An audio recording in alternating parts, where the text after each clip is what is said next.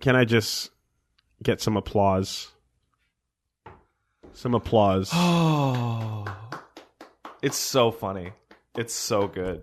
It's so South Park, The Fractured Butthole character creator. It's very simple. You go through this. It's the sequel to The Stick of Truth.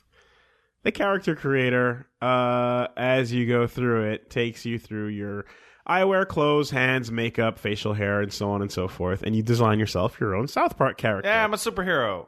All right? And I mean, at the end of the day, it's like this has been clearly... it's a gag that we've been using... like in real life for a while. It's pretty old, but it's never been used in an official capacity at the forefront. That's why I'm still enjoying this, because as much as it's like, yeah, we know we've made this joke before. Of course. It's never been like in a place where millions of people are going to see it. So you go through the whole game and you design the whole character creator and design your look and such and so forth.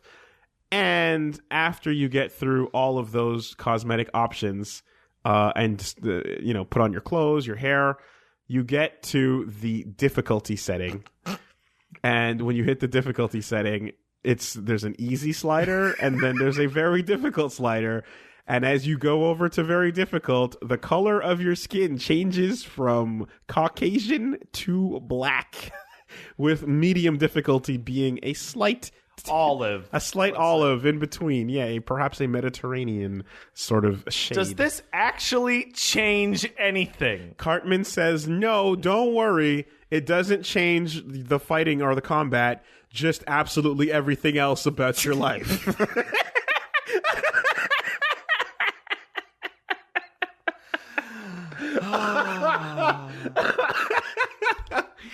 I love it. It's so good. I am so excited. I am so excited for the game facts question thing of how do I play on hard mode with a different skin color. Like, I don't want to play like because they're intrinsic. You can't make a character. Well, you can't play a character that looks like you. That's not on very difficult.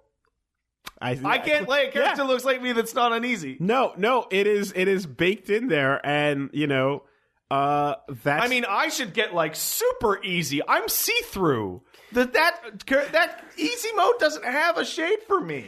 I mean, it's hilarious because it's like something that exists that you don't really you don't have to think about because you're not black.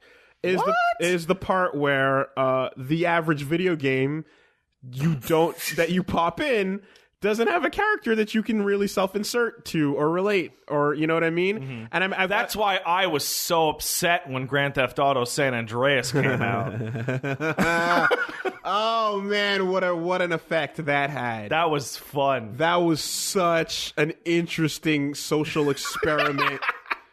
Because you know what I mean? Like, you just kind of get used to being... Well, you know what it is? Here's what we've talked about this before, but it's so interesting to me because you never actually, or rather I never actually realized playing video games that the character I'm playing as was really supposed to be a receptacle for me to self-insert into outside of the basic, like, chrono ellipsis or... squall, you know what I mean, type of character where you're like, he doesn't say anything because he's supposed to be you or whatever. I get that part of it. I always understood that part. But I never actually understood the part where it was like, no, the guy's supposed to kind of look like you too, so that you feel like you're Nathan Drake having these adventures. So like it's obviously not as extreme because like I'm a white guy, but like the fact that I'm a ginger gremlin, right, also had a little bit of that of like I'm not tall or well proportioned, right? So or have brown hair, but like everybody else. Where you would have that feeling, I had nothing. I had a blank slot that was like, oh, that's supposed to be a thing. Yeah, I had no idea. Oh, totally. You know, and then it was like, oh, and then you find out it's like no, and then even movies and media and stuff. A lot of that is it's Will Smith. It's about relatability, you know, and you didn't know that. You were just kind of like, oh, I thought it was just because that's what people wanted to look at. Yeah, and then you get the moments of like I guess clarity where people are San Andreas comes out. yeah, forced to be not what they are. Yeah. And then people who have been pouring themselves into the cup that is the character Yeah. don't have that feeling, and it's suddenly weird and uncomfortable. Yeah. And then they're upset, and I'm like, what are they upset about? This is normal. Everybody. Nobody has plays this. a character that looks like them. What do you mean? Oh. And then the whole problem creates itself immediately, and you go, oh no. Then you feel it, and it hurts. You feel the weight on your chest. So when a Bionic Commando comes out, and I like swinging, and they go, we gave the guy dreadlocks. And you're like, hey. I like dreadlocks. There you go. That's pretty cool. And everyone's like, fuck that. Get this shit out of here. Here's the one time that me and you were actually opposed. Because I'm like, that's one of the only redheads ever. Ever. Yeah, and he has shocking, bright red hair. He does, yeah. Yeah. And that got taken away from me and given to you. With the fucking dreadlocks. But we both ended up getting it, so it's yeah, fine. he ended up being ginger and redheaded at the same time. Yeah. Well, when he's got the dreads, he doesn't have red hair, right? It's more brown. like a light brown. Yes. And when he's in that happens. Yeah. Like my hair is turning brown over time. Yeah, well, I mean, fuck, I know like people that have brown hair and like red facial hair, right? That's a regular Oh, thing I'm going to end up with black hair and this Weird. red hair. Yeah, that's my dad had black.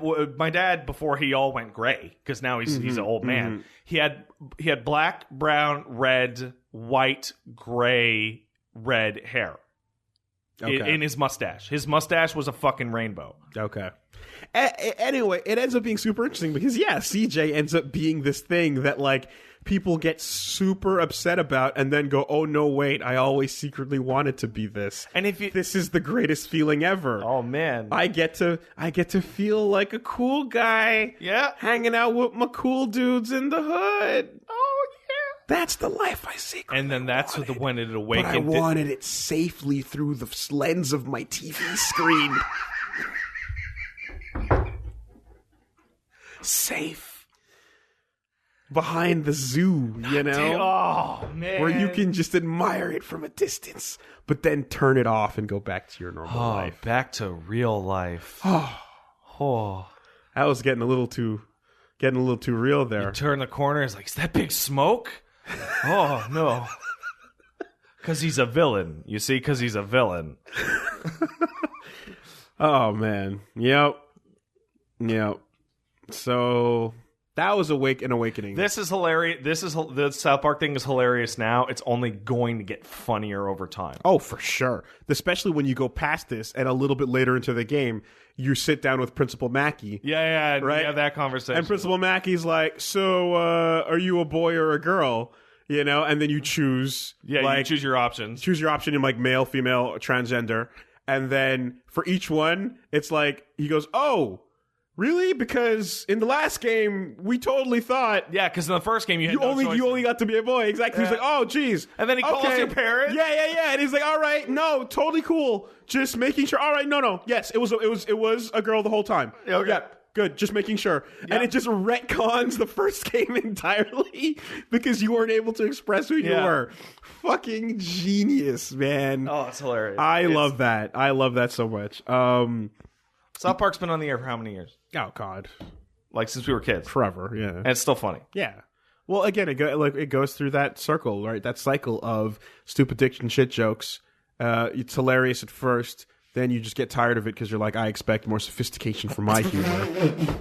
Yeah? And then you come back to it later on going, oh, that shit's great. And then they go, by the way, we also have scathing, venomous commentary about the state of affairs on the planet. Everything. And then you go, oh, man, that's a hot take. And then Cartman pulls something out of your ass. You go, really makes you think. You know, Bunny Hop, that's a hot take right there. You want to pay attention to those. Are we making fun of Bunny Hop for being bad at games? Hey, Is that man. what we're doing? Oh, I feel bad for him because he's getting all that shit. No, we're making fun of him for being good at journalism. Oh man! So when he was like oh, you don't have to be good at games to be a good games journalist, a reporter. I'm like, are you making a distinction between reviewing products and reporting news? And he's like, yeah, absolutely. I go, great. I think everybody actually agrees with you, and that gives you a good excuse to be shit at For Honor. That's good stuff. Oh man. Yeah. So See, he's got a built-in Johns for everything. Built in.